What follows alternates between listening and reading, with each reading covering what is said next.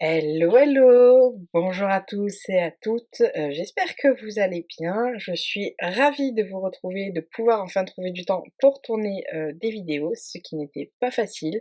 Voilà, donc entre mon concours et tout ça, je n'ai pas eu le temps, trop eu le temps de tourner. Donc je vous retrouve aujourd'hui pour un nouvel update lecture.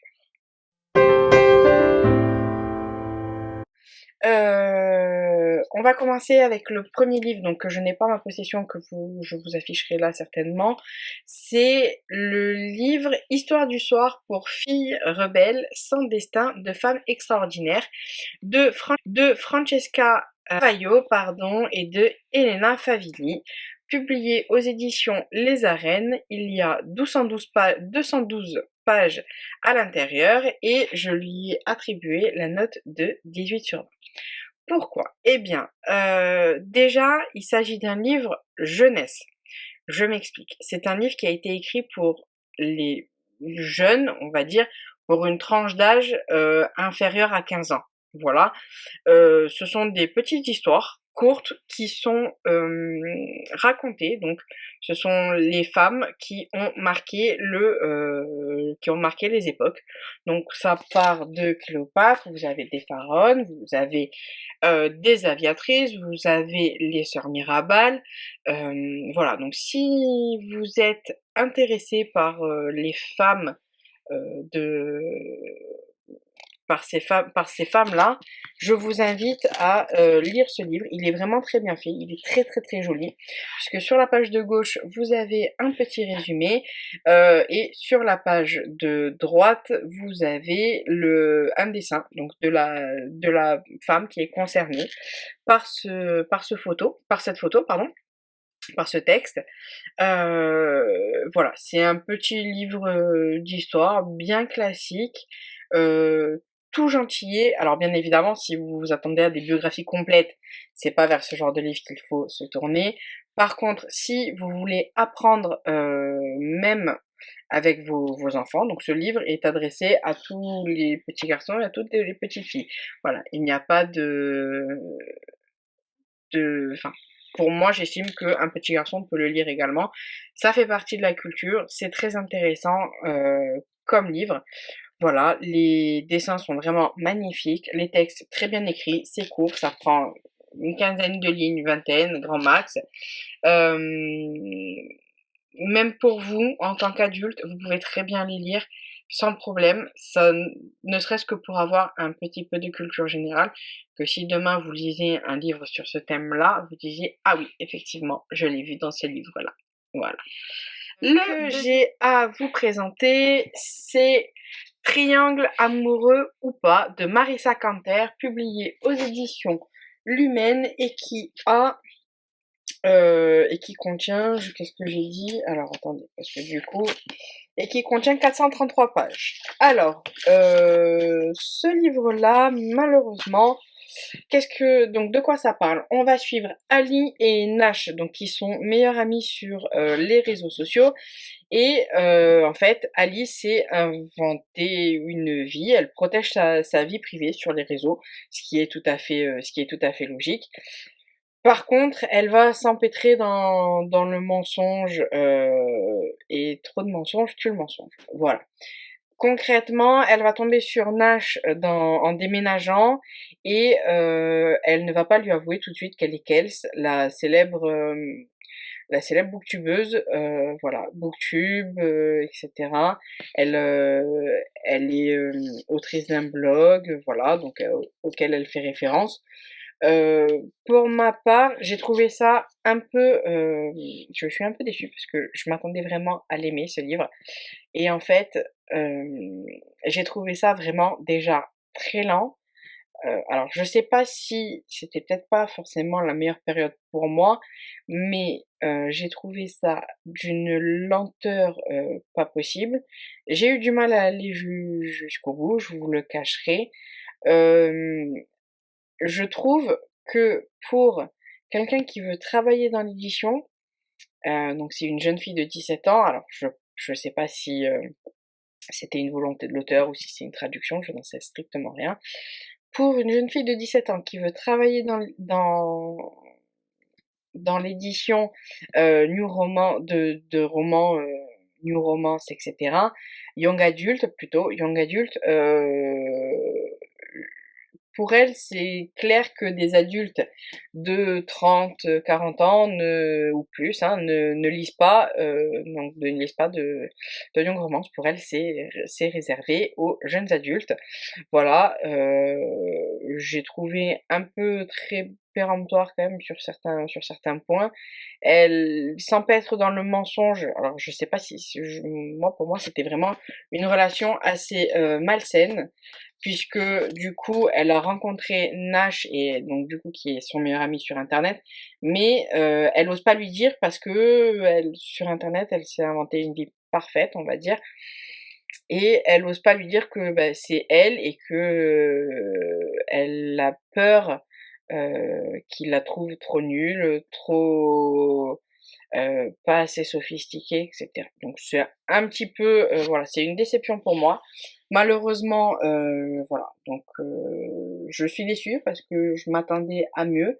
Le synopsis me plaisait beaucoup, mais j'ai eu du mal à aller vraiment jusqu'à la fin du livre.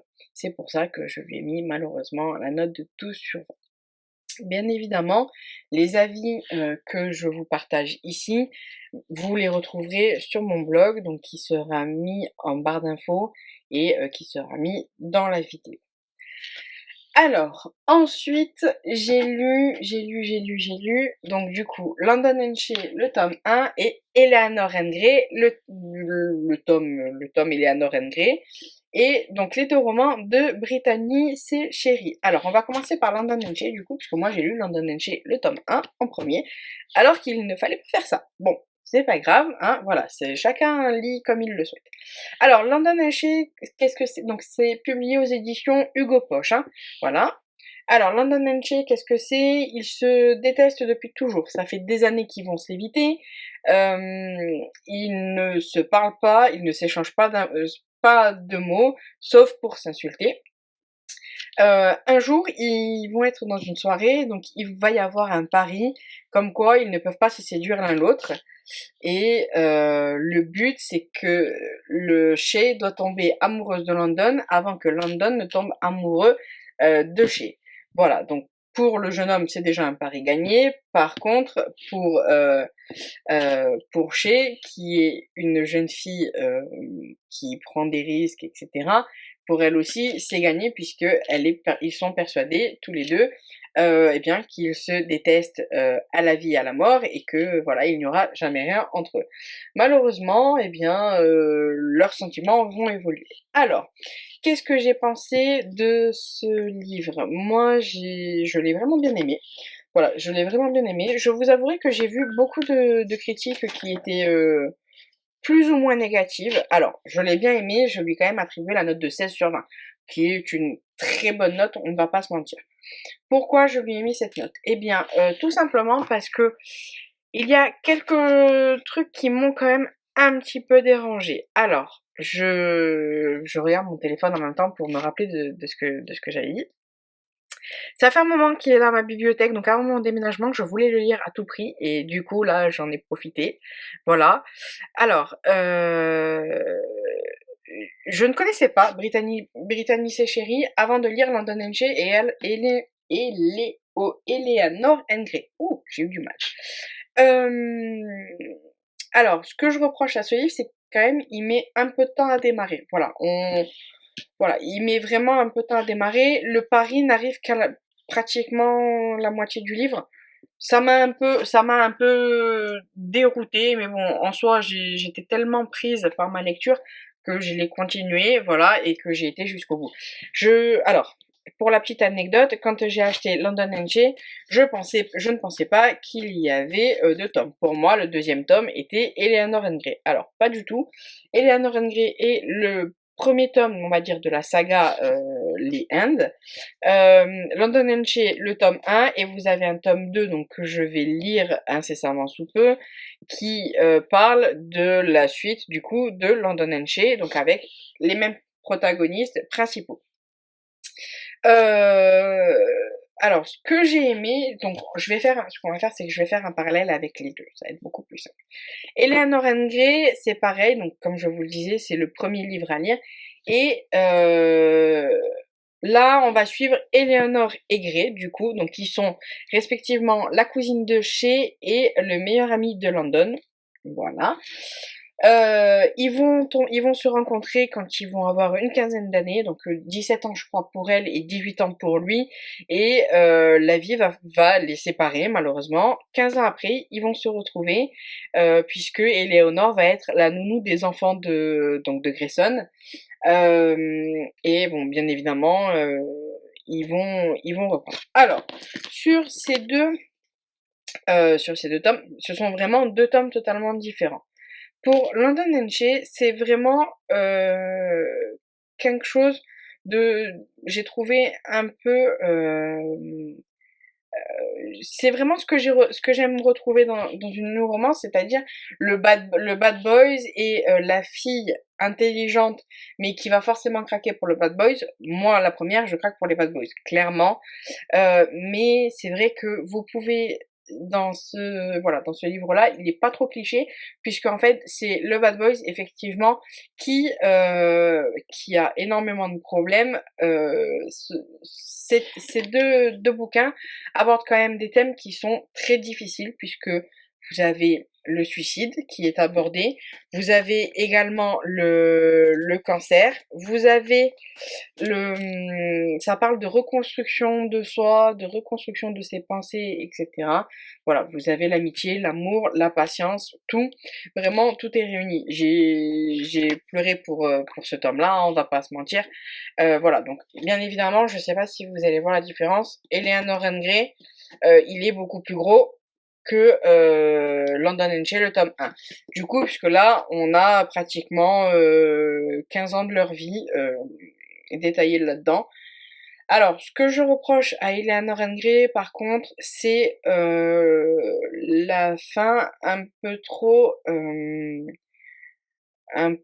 pas rapide, mais on comprend pas forcément qu'on a fait un bond dans le temps. Je m'explique. On va retrouver donc du coup Eleanor et Grey, et en fait, ils vont avoir tous les deux forcément une histoire. On se doute bien que si c'est publié chez Hugo, on se doute bien que, voilà, qu'il y a de la new romance, etc. Ok, voilà. Eleanor and Grey, sinon, elle aurait pas titré comme ça. Par contre, moi, ce qui m'a un petit peu dérangé, c'est que j'ai trouvé ça un petit peu malsain. Je vous explique. Dans Eleanor and Grey, j'ai trouvé que Eleanor était prête à attendre Grayson, alors que lui, ça n'était pas le cas. En dehors de sa famille, voilà, qu'il aime, etc., on a l'impression que déjà qu'il est plus le même homme qu'il était à 18 ans, et surtout on a vraiment l'impression en fait que il la reconnaît pas, qu'il la traite avec mépris parce que elle lui inspire des sentiments, etc.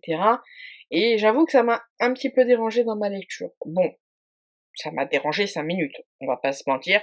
Je l'ai commencé hier soir, je l'ai terminé cette nuit à 3h du matin. Donc autant vous dire que ça ne m'a pas dérangé du tout. Et j'ai même trouvé que c'était une super histoire. C'est pour ça que je lui ai attribué la note de 17/20. Quant à London and Shay, donc c'est pareil, sur la fin, on est sur un cliffhanger qui, moi, me donne envie de lire la suite. Alors, j'ai lu des avis pas très favorables non plus pour la suite, donc je vais me faire mon propre opinion. Je vous dirai tout ça dans une prochaine vidéo. Alors, cette vidéo update est maintenant terminée. Je vous fais des gros bisous, je vous souhaite de bonnes lectures et je vous dis à bientôt. Salut!